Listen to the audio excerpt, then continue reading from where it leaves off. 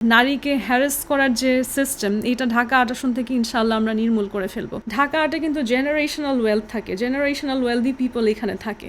সেই জায়গায় আমরা রাস্তায় বের হলে দেখি ছোট ছোট শিশুরা সবাই হচ্ছে ড্রাগস নিচ্ছে। কেন আমার দেশে এত বেশি সাইবার বুলিং হয়, কেন আমার দেশে এত বেশি হ্যারাসমেন্ট হয়, কেন এত ক্রাইম হয়? আমরা কি কখনো চিন্তা করেছি যে এটা একটা বড় কারণ হচ্ছে আমার দেশের মানুষের যে ব্রেইন বা ক্রিটিক্যাল থিঙ্কিং ডেভেলপ হওয়ার যে ফুড অ্যান্ড নিউট্রিশন দরকার, এটা আমরা তাদেরকে শিশুকাল থেকে দিতে পারছি না। ট্রাক মার্কা নিয়ে নির্বাচন করছি, এটা আমার আসনের প্রতিটা মানুষ জেনেছে কিনা এটা কিন্তু আমি নিশ্চিত করতে পারলাম কিনা একটা প্রশ্ন থাকে। তো আমি তখন চিন্তা করি যে আইনটা মেনে কি আমি আসলে ভুল করলাম? ৫-১০ বছর একটা দীর্ঘ সময়। আমাদেরকে রাজনীতিবিদরা যারা বলে সময় স্বল্পতার কারণে আমি দেশকে বদলাতে পারিনি, তারা আমাদেরকে ধোঁয়াশায় রাখে, তারা আমাদেরকে মিথ্যা বলে।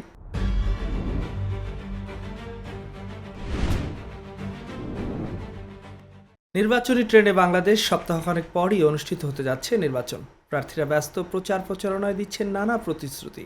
এর মধ্যেই একজন প্রার্থী নজর কেড়েছেন পুরো দেশের, যিনি মাথায় মুকুট পরে যাচ্ছেন ভোটারদের দ্বারে দ্বারে দিচ্ছেন নতুন দিনের প্রতিশ্রুতি। বলছিলাম মিস আর্থ বাংলাদেশ 2020 মেঘনা আলমের কথা, যিনি ঢাকা ৮ আসনে ভিপুনুরের গণ অধিকার পরিষদের ট্রাক মার্কার প্রার্থী। বাংলা নিউজের podcast show hot seat with জাকারিয়াতে আজকের অতিথি মেঘনা আলম। মেঘনা, বাংলা নিউজে আপনাকে স্বাগত জানাচ্ছি। থ্যাংক ইউ, আসসালামু আলাইকুম। আপনার অপর প্রতিদ্বন্দ্বী নাসিরউদ্দিন পাটোয়ারি, হ্যাঁ। যিনিও প্রচারণা করছেন এবং আমরা দেখছি যে প্রচারণায় গিয়ে তিনি অনেক সময় ভোটারদের সঙ্গে বাকবিতণ্ডা করছেন, আবার অনেক সময় দেখা যাচ্ছে তিনি ডিম নিক্ষেপের শিকার হচ্ছেন। তিনি অভিযোগ করছেন যে মির্জা আব্বাস অভিযোগ করছেন যে নাসিরউদ্দিন পাটোয়ারি ঘুম থেকে উঠেই আল্লাহর নাম না নিয়েই তার নাম নিচ্ছেন। আবার এদিকে নাসিরউদ্দিন পাটোয়ারি বলছেন যে আরেকজন আছে ঘুম থেকে উঠে আল্লাহর নাম নিয়েই চাঁদাবাজিতে ব্যস্ত হয়ে যাচ্ছেন। তো এই যে রাজনৈতিক ক্ল্যাশটা, এটা আপনি কিভাবে দেখছেন? দেখুন, যেহেতু আমরা সবাই নির্বাচনে দাঁড়িয়েছি, কোনো প্রার্থীকে যদি মানুষের পছন্দ না হয় তাকে ভোট দিবে না। যাকে পছন্দ হবে তাকে ভোট দিবে, এটা হচ্ছে স্বাভাবিক প্রক্রিয়া।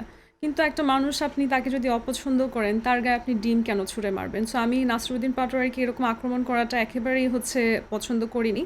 এবং আমি রিকোয়েস্ট করি মানুষকে, দেখেন একটা ডিম এটা হয়তো হার্মলেস, কিন্তু আমি যদি এটাকে আসলে হতে দেই সমাজে, কোনো সময় আসলে কোনো ভয়ঙ্কর কিছু ছুঁড়ে মারতে পারে, তাই না? এটা কোনোভাবে অ্যালাউ করার কোনো সুযোগ নেই। এবং আমাদের যারা নিরাপত্তার জন্য কাজ করে সরকারি মহল থেকে, আমি তাদেরকে বলবো যে প্রতিটা এমপি প্রার্থী নিরাপত্তা আরও জোরদার করুন, কারণ আরও স্ট্রং করুন। কারণ একটা ডিম কিংবা যে কোনো ভয়ঙ্কর কিছু কাউকে ছুঁড়ে মারলে এটা তো তার আসলে সারা জীবনের জন্য হচ্ছে একটা স্কার হয়ে যেতে পারে। So that should be avoided.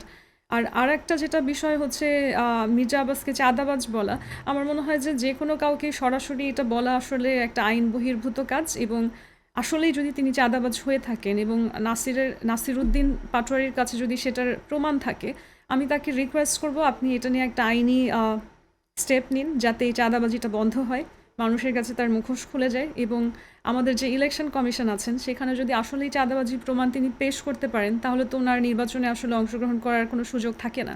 তো আমি নাসিরউদ্দিন যদি সৎ ব্যক্তি হন এবং এটা যদি আসলেই বেয়াদবি পর্যায়ের আচরণ না হয়ে বাস্তবিক হয়, তাহলে যেন তিনি সেটার স্টেপ নেন, এবং সেখানে আমারও সমর্থন থাকবে যদি এটা বাস্তব হয়। আরেকটা বিষয় হচ্ছে যে আপনি নির্বাচনী প্রচারণা করছেন, আপনি দুই একদিন মনে হয় বিরতিতেও ছিলেন। আমি একটু জানতে চাই যে আপনি কি কখনো নির্বাচনী প্রচারণায় গিয়ে হেনস্থার শিকার হয়েছেন কিনা, কিংবা কোনোভাবে আপনাকে বাধা দেওয়া হয়েছে কিনা? না, আলহামদুলিল্লাহ। আসলে আল্লাহর কাছে আমি এটার জন্য কৃতজ্ঞ যে আমার যে 2,70,000 ভোটার, আমি মনে হয় তার 20-30% কাছেই সরাসরি পৌঁছাতে পেরেছি। আমি সবার কাছে এখনও পৌঁছাতে পারিনি। আমার সেই মাসল পাওয়ার বা যে ইকোনমিক রিসোর্সের প্রয়োজন সবার কাছে পৌঁছানোর, সেই জায়গায় আমার কিছু চ্যালেঞ্জেস রয়েছে। তবে যে কয়জন মানুষের সাথে আমার দেখা হয়েছে, ইচ অ্যান্ড এভরি পার্সন আমাকে খুবই কাইন্ডনেসের সাথে ট্রিট করেছে। সবাই বলেছে যে আমার উপর যে আইনি অবিচার হয়েছে, তারা সবাই আমার প্রতি সহমর্মী। অনেক নারী এসে আমাকে হাগ করে বলেছে যে তার যে পরিবারের সন্তানরা আছে, মেয়ে সন্তানরা, তারা আমাকে দেখে উদ্বুদ্ধ হয় যে আমি এত সাহসের সাথে কথা বলেছি। বরঞ্চ আমার গণসংযোগগুলো করে আমার নিজের ভেতরে যে একটা ভয় থাকে না যে মানুষ আমাকে কিভাবে গ্রহণ করবে, সেই জায়গাটা চলে গিয়েছে। উল্টা আমার খুবই ভালো লেগেছে মানুষের সাথে মিশতে পেরে। তবে কিছু থ্রেটস এসেছে রাজনৈতিক দলগুলো থেকে, এবং আমার যারা নারী কর্মী আছে তাদের সাথেও আসলে একটা তাদেরকে হেনস্থার শিকার হতে হয়েছে, কারণ আউটসাইডার কোনো একটা রাজনৈতিক উদ্দেশ্যে আসলে তাদেরকে ওই যে যখন প্রচারণায় নামছে এসে তাকে বাজেভাবে টাচ করার প্রচেষ্টা, এরকম একটা ঘটনা আমরা ক্যাপচার করেছি এবং সেটা আমরা প্রশাসনকে অবগতও করেছি এবং আমরা খোঁজ নিয়ে দেখেছি যে সেই ব্যক্তি সেই এলাকার কেউ না, সে বাইরে থেকেই আসলে একটা বেশ বা রূপ ধারণ করে সে আমার কর্মীদেরকে হেনস্থা করার চেষ্টা করেছে। তো এটা তো নিশ্চয়ই কেউ রাজনৈতিক উদ্দেশ্যে করেছে। এবং আমি যে প্রচারণাটা করছি আলহামদুলিল্লাহ আমার তো আসলে সেই টানা ১ মাস অন্যদের মতন প্রচারণা করার সুযোগ বা সামর্থ্য কোনোটাই হয়নি। কিন্তু আমি যে কয়দিন বের হয়েছি এত বেশি সেটার একটা ভালো ইনফ্লুয়েন্স হয়েছে এবং রিচ হয়েছে মিডিয়াতে, হয়তো আমার প্রতিপক্ষরা সেটা একটা থ্রেট হিসেবে দেখেছে এবং এর পরপরই আমার কাছে আসলে যে ছাত্র দলের যারা ছোট ছোট পাতি নেতা আছেন তাদের বিভিন্ন জায়গা থেকে একেবারেই তাদের নাম সহ বিভিন্ন ধরনের থ্রেটস পাঠানো হয়েছে এবং এই থ্রেটসগুলো খুব ডিরেক্ট, ইনডিরেক্ট না, খুব ডিরেক্ট থ্রেটস। তো আমি এটা প্রশাসনকে অবগত করেছি, আমাদের যারা হচ্ছে হোম মিনিস্ট্রি আছে সেখানেও আমি অবগত করেছি এবং আমি আসলে কাউকে কাদা ছুঁড়ে কোনো ব্যঙ্গ করে কথা বলায় বিশ্বাসী না, আমি খুবই স্ট্রেইট ফরওয়ার্ড কথা বলি এবং কাউকে আসলে নাম হাইট করে কথা বলার মধ্যেও নাই। সবাই ইতিমধ্যে জানে যে মেঘনা আলম কোনো কিছু পরোয়া করে না। সো আমাকে যে হুমকি দিয়েছে নিশ্চয়ই তার সঠিক উত্তর তারা সময় মতন পাবে ইনশাল্লাহ।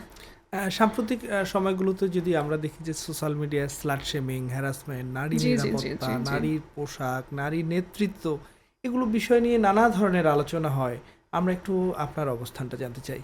আমরা এই অবস্থানটা পরিবর্তন করতেই আসলে মেঘনা আলমের রাজনীতিতে যাত্রা এবং ঢাকা ৮-এর ইনশাআল্লাহ সংসদ সদস্য হওয়ার সুযোগ যদি আমি পাই বা ধরে নিচ্ছি যে আমি পেয়েছি সেই সুযোগ, ঢাকা ৮-এর প্রত্যেকটা নারীকে এটা আমার একটা পার্সোনাল ওয়াদা থাকবে যে মেঘনা আলম যে হেনস্থা হয়েছে এটা আমি কোনোদিন এই আসনের অন্য কোনো নারীকে হতে দিব না এবং এখানে যদি কেউ কোনো স্ট্রিট হ্যারাসমেন্ট, কোনো সেক্সুয়াল হ্যারাসমেন্ট, কোনোভাবেই এই ধরনের কোনো হেনস্থার সম্মুখীন হয় এবং সে যদি আইনের কাছে গিয়ে সেটার সমাধান না পায়, আমি বিশ্বাস করি বিচার ব্যবস্থা তার সমাধান সময় মতন দিবে। কিন্তু আমরা আসলে দেখে আসছি যে বিচার ব্যবস্থা অনেক সময় প্রহসন করে, অনেক সময় তারা লেন্দি করে জাস্টিস প্রসেসকে। যদি এরকম কোনো কিছু ঢাকা ৮ আসনের বাসিন্দারা সম্মুখীন হয়, আমি নিজে তার পরিবারের মতন সে যাতে জাস্টিস পায় সেটা আমি নিশ্চিত করব এবং তার পাশে থাকবো। এটা আমার কাছ থেকে একটা ওয়াদা হিসেবে থাকবে। এবং এই যে নারীকে হ্যারাস করার যে সিস্টেম, এটা ঢাকা ৮ আসন থেকে ইনশাআল্লাহ আমরা নির্মূল করে ফেলবো। একসময় আমাদের সমাজে কিন্তু এসির নিক্ষেপ করার একটা প্রবণতা ছিল, কিন্তু যখন আসলে আইন কঠোর হয়েছে, সেটার ইমপ্লিমেন্টেশন হয়েছে, সেটার মিডিয়াতে কনসিয়াসনেস রেইজ করা হয়েছে, এখন কিন্তু আমরা এটা দেখি না, এটা নেই বললেই চলে। এবং আমি বিশ্বাস করি ঢাকা ৮ আসনে কোনো ধরনের স্ট্রিট হ্যারাসমেন্ট কিংবা নারীকে হেনস্থা করার কোনো ধরনের প্রচলন নির্মূল করেই ছাড়বো ইনশাআল্লাহ এবং আমার মনে হয় এটা সম্ভব।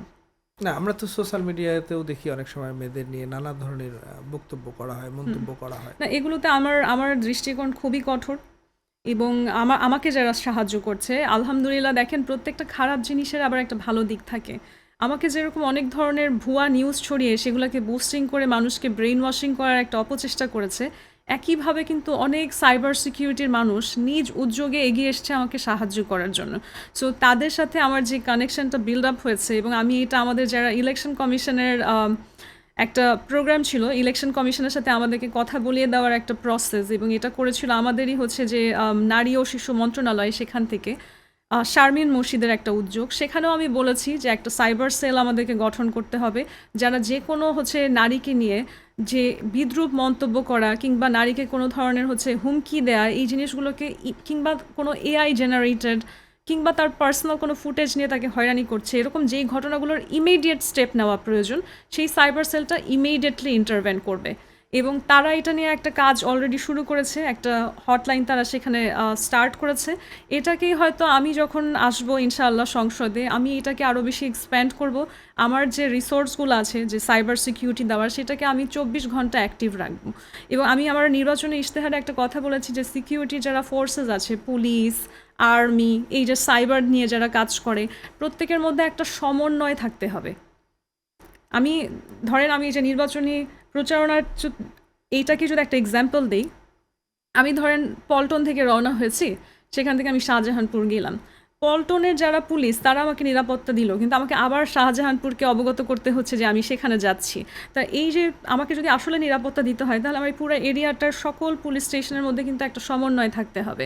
সো আমাদের নারীদের জন্য কিংবা পুরুষের জন্য আমি বলি, সাইবার নিরাপত্তা দেওয়ার একটা সমন্বিত সেল থাকতে হবে, যেখানে আপনি হটলাইনে ফোন করবেন, তারা ইমিডিয়েট ইন্টারভেন করবে। কোনো একটা নারীকে নিয়ে যদি আসলে কোনো একটা নোংরা ভিডিও বানিয়ে পাবলিশ করা হয়, সেটা যদি তার জিডি করতে হয়, আদালতে যেতে হয়, এত সময়ের মধ্যে তো এই ভিডিওটা ভাইরাল হয়ে যাবে।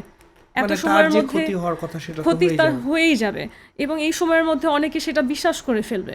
So we need immediate intervention. এবং এটাতে আমি অবশ্যই, আমি যে বলেছি ঢাকা ৮ আসনকে আমি সম্পূর্ণ নিরাপদ করব, সম্পূর্ণ নিরাপদের মধ্যে কিন্তু অনলাইন অফলাইন দুইটা ওয়ার্ল্ডই সমন্বিত।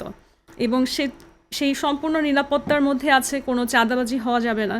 এখানে একটা মাদকের একটা আস্তানা আছে, এবং আমার এটা খুব খারাপ লাগে, ঢাকা ৮-এর এত শিক্ষিত অ্যাফ্লুয়েন্ট এলাকা, এবং আমরা দেখি যে আমাদের দেশে যে এরিয়াগুলো হচ্ছে একটু পশ এরিয়া, সেখানেও কিন্তু দেখা যায় অনেক মানুষ হচ্ছে রেন্টাল থাকছে কিংবা কোনো নতুন স্থাপনা। ঢাকা ৮-এ কিন্তু জেনারেশনাল ওয়েলথ থাকে, জেনারেশনাল ওয়েলদি পিপল এখানে থাকে। সেই জায়গায় আমরা রাস্তায় বের হলে দেখি ছোট ছোট শিশুরা সবাই হচ্ছে ড্রাগস নিচ্ছে।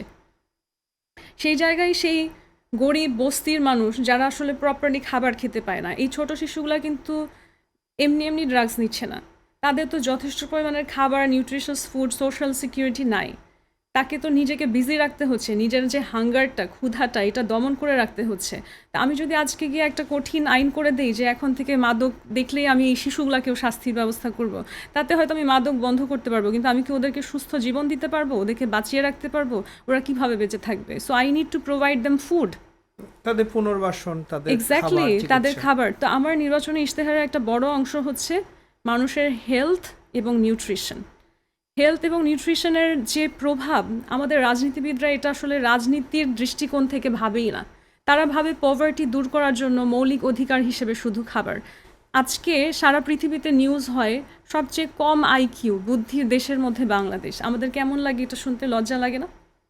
এটা তো লজ্জা লাগার বিষয়। কেন আমার দেশে এত বেশি সাইবার বুলিং হয়? কেন আমার দেশে এত বেশি হ্যারাসমেন্ট হয়? কেন এত ক্রাইম হয়?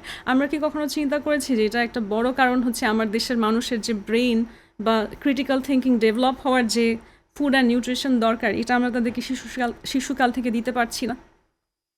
এটা তো একটা চিন্তার বিষয়। সো আমি ক্রাইম কমিয়ে এনে নিরাপত্তার যে কথাটা বলছি, অবশ্যই সেটার সাথে সরাসরি ফুড অ্যান্ড নিউট্রিশন ইনভলভড, সরাসরি কানেক্টেড।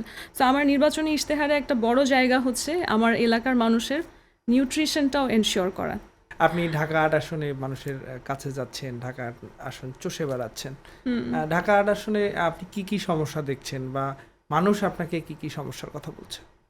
ঢাকা ৮ আসনে একটা বড় সমস্যা সবাই যেটা বলছে সেটা হচ্ছে চাঁদাবাজি, এবং এই সমস্যাটা ইনশাআল্লাহ আইনি প্রক্রিয়াতে, সঠিক প্রক্রিয়াতে, যেই প্রক্রিয়াতে এই সিস্টেমটা আসলে থাকতেই পারবে না, সেটার একটা ব্যবস্থা আমরা গ্রহণ করব ইনশাআল্লাহ। আর আরেকটা যেটা সমস্যা হচ্ছে যানজট। আমরা আজকেও যে আমরা এসেছি এখানে, অনেক দেরি হয়ে গেছে। আপনাদের যে গাড়ি আমাকে নিতে গিয়েছে সে কিন্তু সরাসরি এটা পর্যবেক্ষণ করেছে যে আমাদের ঢাকা ৮ আসনের ওই জায়গায় এত বেশি যানজট থাকে, এবং এখানে ট্রাফিক ব্যবস্থাপনা বা কোন দিকে কোন ডিরেকশনে যেতে হয় সেটার যে একটা মেকানিজম, এটা যে আসলে উন্নত না, এটা কিন্তু আজকেই তারা গিয়ে উপলব্ধি করে এসছে। তো এই জায়গাতে আমার একটা ব্যাপক পরিবর্তন আনার স্কোপ আছে। আমরা যখন বিদেশে যাই, আমাদের কিন্তু হচ্ছে অনেক অনেক রাস্তায় থেমে থেমে মানুষকে জিজ্ঞেস করতে হয় না। ওখানে সাইনবোর্ডগুলো এমনভাবে হচ্ছে শহরটা পরিচালিত হয়, কিংবা বিল্ডিংগুলো এমনভাবে তারা ব্যবস্থাপনা করে যে যে কোনো একটা মানুষ, সে বিদেশ থেকে ঘুরতে আসছে, সেও সহজে সব জায়গায় মুভ করতে পারবে। কিন্তু আমাদের ঢাকা ৮ এত উন্নত এলাকা, যেখানে সব মন্ত্রী সচিবরা থাকে, সেই জায়গাতেও আসলে ট্রাফিক, যানজট এগুলো হচ্ছে অনিয়ন্ত্রিত। সেই জায়গাটা তো একটা সঠিক নগর ব্যবস্থাপনা নেই। এটা একটা বিশাল সমস্যা আমাদের ওই এলাকার মানুষের জন্য, এবং প্রত্যেকটা মানুষের গুরুত্বপূর্ণ কাজ থেকে অনেক সময় নষ্ট হচ্ছে এই ট্রাফিক অব্যবস্থাপনার কারণে। এটা আমার একটা গুরুত্বপূর্ণ জায়গা যেখানে আমাকে একটা সিস্টেম বের করতে হবে, এবং এই জায়গাটা হয়তো আমার এক্সপার্টিসের জায়গা না। সো এই জায়গাটাতে যারা এক্সপার্ট আছে, আমি তাদেরকে এনে একটা কি সমাধান বের করা যায় সেটা নেওয়ার চেষ্টা করব ইনশাল্লাহ। আর আরেকটা যেটা সমস্যা আমি বললাম যে জলাবদ্ধতার একটা সমস্যা আছে বিভিন্ন এলাকাতে ঢাকা আটের, যে বৃষ্টি হলে সেখানে আসলে জ্যাম হয়ে যাচ্ছে পানিতে, এবং ড্রেনেজের একটা সমস্যা আছে। অনেক বাসায় হচ্ছে যে পানি তারা ব্যবহার করে সেই পানিটার মধ্যে পোকা পড়ে। তার মানে এই যে পরিষ্কার পানি পাওয়া যায় একটা মানুষের মৌলিক অধিকার, এটা নিয়ে আসলে রাজনীতিবিদরা খেয়ালই করছে না। আমরা তো বড় বড় ব্যাপার নিয়ে হচ্ছে ডিম ছোড়াছড়ি কাদা ছোড়াছড়ি নিয়ে বিজি, যে আসলে যারা মন্ত্রণালয়ে গিয়ে বসছে তারা এই জিনিসগুলো ভুলে যাচ্ছে যে আমরা ঘুম থেকে উঠে যে পানিটা দিয়ে মানুষ মুখ ধুবে অজু করবে সেই পানিটার মধ্যে পোকা, কিংবা যে পানিটা সে খাবে সেই পানিটার মধ্যে আসলে আয়রন আছে কিনা, কিংবা সে কোনো ক্ষতিকর কোনো পদার্থ আছে কিনা, এই জিনিসগুলোও যে একটা রাষ্ট্রের আসলে দেখা উচিত। এই জায়গাগুলো আসলে একেবারে আনটাচ রয়ে গেছে, কেউ এটা নিয়ে কাজ করেনি। সেই জায়গাটায় আমার আসলে পরিবর্তন আনার একটা স্কোপ আছে। এরকম আরও অনেকগুলো সমস্যা আমরা আইডেন্টিফাই করেছি। এবং মানুষের যে একটা স্বপ্ন থাকে না, বাংলাদেশের মানুষ স্পেশালি ঢাকা আর্টের ইউথদের সাথে আমি যখন কথা বলি, আমিও একসময় এইভাবে চিন্তা করতাম। সো আমি ওদের কথাগুলো বুঝি। আইদার হচ্ছে তারা দেশের বাইরে যাওয়ার সব প্রিপারেশন হয়ে গেছে এবং তারা হচ্ছে সাময়িকভাবে ভাবছে যে ধরে নেক্সট মান্থ চলে যাবে এমন, অথবা সে অলরেডি হচ্ছে বিদেশেই থাকে, ঘুরতে এসছে। মানে যখনই একটা মানুষের ফিনান্সিয়াল ইমপ্রুভমেন্ট হচ্ছে, তার প্রথম প্রায়োরিটি হচ্ছে দেশেই থাকবে না, সে একটা সুন্দর জীবনের জন্য বিদেশে থাকবে, দেশে ঘুরতে আসবে। কেন তারা ঢাকা আটকে একটা বিদেশের উন্নত জায়গার মতন আসলে পাচ্ছে না, এটাই এখন আমার মনে হয় একটা বড় প্রশ্ন। এবং আল্লাহ যদি সেই রহমত দেয়, মানুষ যদি আমার উপর ভরসা করে, আমি মনে হয় এবারের নির্বাচনে দাঁড়ানো একমাত্র প্রার্থী, একমাত্র নারী প্রার্থীও, যার আসলেই নির্বাচিত হওয়ার পর এই জায়গা থেকে কোনো কিছু পাবার নেই। আমি তো অবভিয়াসলি একজন নারী, কোনোভাবেই গিয়ে হচ্ছে চাঁদাবাজি, কমিশন বা ওই যে বিভিন্ন প্রজেক্ট থেকে কমিশন নেওয়ার যে কাজ, এগুলো আমি করব না, করার সুযোগও নেই একজন নারীর পক্ষে। আর আরেকটা যেটা বিষয় হচ্ছে, মানুষের আসলে জীবনে হারিয়ে যাওয়ার অনেক কিছুর ভয় থাকে। আমি যেই জার্নির মধ্য থেকে এসেছি রাজনীতিতে, আমার আসলে একজন নারীর সবচেয়ে বড় ভয়ঙ্কর যে জিনিসটা, যে সমাজ আপনাকে নিয়ে অনেক কলুষিত কথা বলবে, সেই জায়গাটা আমি পার করে এসেছি। আমার আসলে এখানে হারাবারও কিছু নাই, ভয় পাবারও কিছু নাই। আমাকে যদি সেই সুযোগটা দেওয়া হয় মন্ত্রণালয়ে বসার, আমি অবশ্যই এই যে সমস্যাগুলো, এগুলো সমাধান করতে কাজ করব। এবং যেই জীবনটা আমরা স্বপ্ন দেখি যে বাংলাদেশ কেন এরকম না, ঢাকা আটের মানুষকে আমি সেই স্বপ্ন থেকে আসলে একটা বাস্তব জগতে নিয়ে আসব। এবং আমি কথা দিচ্ছি, প্রমাণ করে দিব, ব্যক্তি স্বার্থ রাজনীতি থেকে যখন আপনি আলাদা করে ফেলবেন, 5-10 বছর একটা দীর্ঘ সময়। আমাদেরকে রাজনীতিবিদরা যারা বলে সময়ের স্বল্পতার কারণে আমি দেশকে বদলাতে পারিনি, তারা আমাদেরকে ধোঁয়াশায় রাখে, তারা আমাদেরকে মিথ্যা বলে। 5 বছর দীর্ঘ সময়, 10 বছর দীর্ঘ সময়। আমি যদি 100%ও না পারি, ইনশাল্লাহ আমি অ্যাটলিস্ট 50% তো পারবো। মানে অগ্রগতিটা দেখানো, অগ্রগতিটা আমি মানুষকে ভিজুয়ালি দেখাবো। রাইট। আমি যদি মেম্বার অফ পার্লামেন্ট হই, আমাদের নির্বাচনী ইশতেহারে হচ্ছে প্রতি 3 মাসে আমরা একটা টাউন হল মিটিং করব। আমাকে ওই যে থাকে না যে মন্ত্রী মশাইয়ের কাছে কিংবা হচ্ছে গিয়ে একজন এমপি মশাইয়ের কাছে আসলে তার দরজা থেকে ঢুকতে পারছে না, হ্যাঁ, মানে সময় হচ্ছে না তার দেখা করার, এগুলো স্বাভাবিকভাবে বিজি হলে হতে পারে, কিন্তু আমার জনতাকে আমার কাছে আসতে হবে না। প্রতি 3 মাসে একবার আমি টাউন হল মিটিংয়ে নিজে জনতার কাছে আসব। এখন যেমন আমরা ভোট চেতে মানুষকে গিয়ে জড়িয়ে ধরছি, বলছি যে মা ডাকছি মানুষকে, এই একই জিনিস আমি প্রতি 3 মাসে একবার করে করব। আমি নিজে জনতার কাছে যাব এবং আমি একটা ভিজুয়াল রিপোর্ট দেখাবো যে আসলে আমরা কি কাজ করছি। মানে আপনার আমার কাজের একটা কাছে হিসাব দেয়া আর কি আমার জনতার কাছে কাছে। বরাদ্দ করা যতটুকু ফান্ডিং থাকবে, আমি যে এতগুলো প্রতিশ্রুতি দিচ্ছি, এগুলো তো আমাকে বাস্তবায়ন করতে হলে সেখানে একটা ফান্ডিংয়ের ব্যাপার থাকে। আমাকে যতটুকু ফান্ডিং বরাদ্দ দেওয়া হবে একজন এমপি হিসেবে, আমি তার এভরি পেনি আমার দেশের জন্য ব্যবহার করব। কোনোভাবেই কেউ দেখাতে পারবে না যে বিগত সময়ে কোনো রাজনীতিবিদের মতো সেখান থেকে 1 টাকাও আমি কোনো ব্যক্তি স্বার্থে কোনো জায়গায় ব্যবহার করেছি। অবশ্যই আমি সেটা জমিয়ে রাখারও চেষ্টা করব না। অনেক সময় আমার কাছে খুব হাসির ব্যাপার মনে হয়, অনেক রাজনীতিবিদরা বলে যে বরাদ্দ দেওয়া হয়েছিল এত, আমি সেখান থেকে জমিয়ে রেখেছি এত। কেন জমিয়ে রেখেছো তুমি? আমার দেশের এত সমস্যা, তুমি টাকা জমিয়ে রেখেছো, বাঁচিয়েছো, সেভ করেছো, এটা দিয়ে কি পজিটিভ প্রমাণ করতে চাও? আমাকে যেটা বরাদ্দ দেওয়া হবে সেখান থেকে আমি 1 টাকাও জমিয়ে রাখবো না, সেখান থেকে 1 টাকাও নিজের স্বার্থে খরচ করবো না, এবং আমি পুরো 100% সেটাকে ইউটিলাইজ করবো কী কী জায়গায় আমার দেশকে উন্নয়ন করা যায়। এবং এটা আমি একটা ভিজুয়াল রিপোর্ট আমার জনতাকে দেখাবো যে দেখেন আমার দেশের এই অবস্থা ছিল, এই আমি এই এখান জায়গায় আমি থেকে পরিবর্তন এটা করেছি করেছি। ইনশাল্লাহ। হ্যাঁ, মেঘনা, আপনার চমৎকার পরিকল্পনার কথা শুনছিলাম। আমরা শেষ করবার আগে আমি একটু জানতে চাই, যেহেতু আপনি একজন তরুণ বা যুব সমাজের উদ্দেশ্যে আপনার কোনো বক্তব্য আছে কিনা, বা আপনার ঢাকা ৮-এর ভোটারদের উদ্দেশ্যে কোনো বক্তব্য আছে কিনা? আচ্ছা, আমাদেরকে আসলে তরুণ বলা হয়। আমার মনে হয় যে তরুণ বলতে আসলে যেই জেন জিকে বোঝানো হয়, আমি সেই জেন জির বয়স পার করে এসেছি এবং আমার প্রতিপক্ষ যে নাসির উদ্দিন, সেও পার করে এসছে। আমরা আসলে এত তরুণ না। আমাদেরকে যত ইয়াং ভাবে আসলে মির্জা আব্বাস বোঝাতে চান, হ্যাঁ, আমরা এত ইয়াং না। আমাদের যথেষ্ট বয়স হয়েছে, আলহামদুলিল্লাহ, মাঝারি বয়সে চলে এসেছি এবং আমার মনে হয় আমরা একটা পারফেক্ট সময়ে আছি, পারফেক্ট বয়সে, যেই বয়সটায় আসলে মানুষের মধ্যে অপ্রয়োজনীয় তেজ থাকে, যেই বয়সটায় মানুষ অপরিকল্পিত জায়গায় চলে যায়, সেই বয়সটাও আমরা পার করে এসেছি। আবার যেই বয়সটা আসলে একটা দুর্বলতা চলে আসে, যে নির্বাচনী প্রচারণা করতে গিয়ে উঠে দাঁড়াতে পারছি না, লোকজনকে আমাকে ধরে দাঁড়া করতে হচ্ছে, হ্যাঁ, এই যে বিষয়গুলো, সেই বয়সটা যাওয়ারও এখনও সময় হয়নি। আমরা একদম একটা পারফেক্ট টাইমিংয়ে আছি, যখন আমাদের মধ্যে সুন্দর একটা নিয়ত আছে, আমাদের মধ্যে সেই কর্মশক্তিও আছে, আলহামদুলিল্লাহ। এবং আমি বিশ্বাস করি যে পরিবর্তনের আসলে কোনো নির্দিষ্ট সময় থাকে না যে সেই পারফেক্ট সময়ে আমি কাজ শুরু করব। I think every day, every time is the right time to act.